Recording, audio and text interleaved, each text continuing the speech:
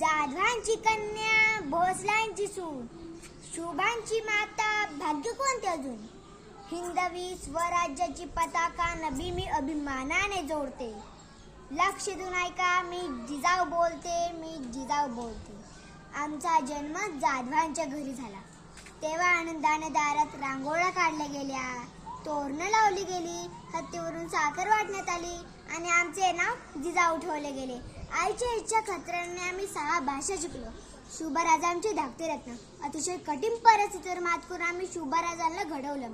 अंगणातली तुळस, गोठ्यातली गाय, घरातली माय यांच्यावर जर कोणी वाकडी नजरेने पाहत असेल तर त्यांची गय करू नका, अशी शिकवण आम्ही शुभराजाला दिली.